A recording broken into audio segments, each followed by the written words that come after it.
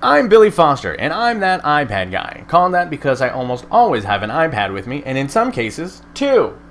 Today I'm going to answer the question, what is podcasting?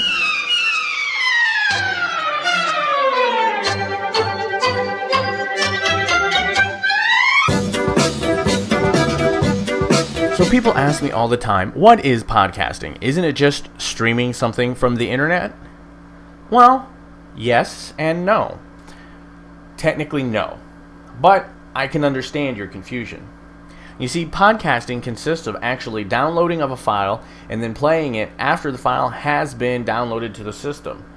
Typically, this file can be audio, but sometimes it's video, and it's downloaded into what's called a catcher.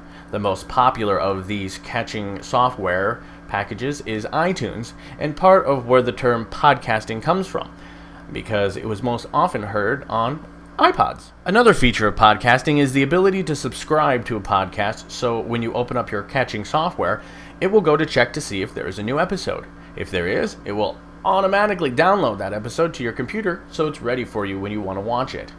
The catching software will also let you see a list of past episodes so that you can catch up should you have fallen behind. The key to podcasting is that you're getting a file that you could then find to edit, redistribute, or do whatever you will with it. Most commonly, people load it onto a portable media player. The main difference between streaming and podcasting is that with podcasting, it lets you take the content with you offline. Streaming, while still technically downloading a file from the internet, requires a different tool set to provide that stream to the end user. You need a server that's tweaked properly to provide that data at a much faster rate than your typical web hosting provides. Because what's actually happening is the file starts to download, and after a certain amount of data has been downloaded, the software starts to play the file. And the download continues, pulling a little bit of data at a time before you see it. It's kind of like laying out the tracks on a train while you're in the train and it's rolling down the track. So if you don't have a server that's providing the file and the data fast enough, you start to get stuttering and skipping. Generally, you want to find a service to handle the streaming, such as YouTube, Vimeo, Ustream, Livestream, or something of the sort. I use Vimeo to provide the streaming version that you see on the webpage of thatipadguy.com, while my hosting provides the podcast file for people who choose to consume the show that way. A perk to streaming is the ability to do things live on the internet, where podcasts are generally edited and produced into a show.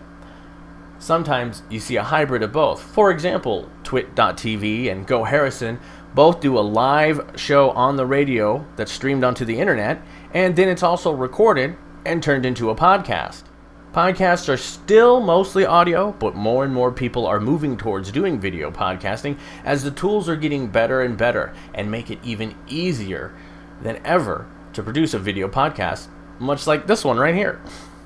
There are podcasting services such as Podomatic, Blog Talk Radio, and SoundCloud, to name a few, that offer easy solutions to start a podcast.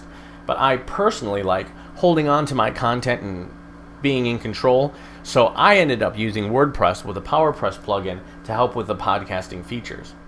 There's just about a podcast for anything you can think of, from the Cat Lovers podcast to All Things Medieval podcast. In my experience, most podcasts have been educational and informative, but others have been just fun, witty, and entertaining. There are no limits or real restrictions since this is the internet, but of course you are putting in your time and effort into making this, and so there's that cost to consider. There are some paid access podcasts, but those are typically shows that already have a following. In general, most podcasts are free and free to download and either have sponsors or donation options to keep the podcast going. I firmly believe that in the next few years, you'll see more and more people using podcasts to distribute video content. While there are other outlets like YouTube and Vimeo, I think those are places where people are going to discover you, as long as, of course, you're putting your content out there. And if they like your stuff, then they'll come to your site and subscribe. Of course, in order for that to happen, you have to remind the people who are listening or watching to subscribe. And on that note, if you've just discovered That iPad Guy, be sure to visit thatipadguy.com and subscribe. If you look on my webpage, I have links in the footer that let you click on to subscribe via iTunes, Google Reader, or there's even the option to grab the RSS feed to load it into your favorite catching software. Now, RSS stands for Real Simple Syndication and is the key piece of the puzzle to the art of podcasting, because it's that RSS feed that will tell the catching software where to go to get the latest episode. The nice thing about this is that once someone subscribes, if you have total control over your RSS feed, you don't have to worry about if you move or change where your files are posted. So if you've been using your own RSS feed and you need to move from one server to another, you can just update the feed and nobody else needs to change anything else. They'll just start getting the data from the new source. I know I'm starting to get a little heady here, and that information is more for people who are interested in creating podcasts, but I feel at least an understanding of how it all works is always good, even if you're just a viewer/listener of podcasts. Just know that podcasting grows day by day, and if there isn't a podcast on something that you're interested in, you should think about starting one. You never know what it might lead into.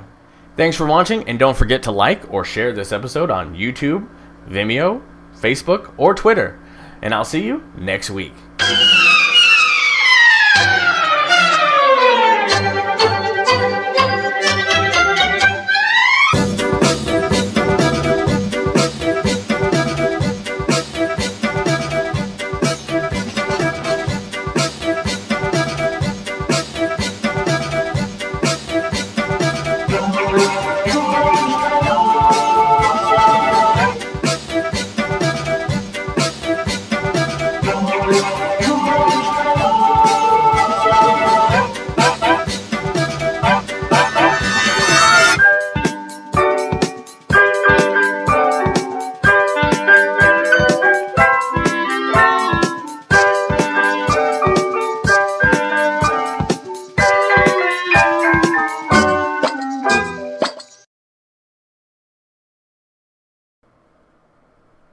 Did I do that?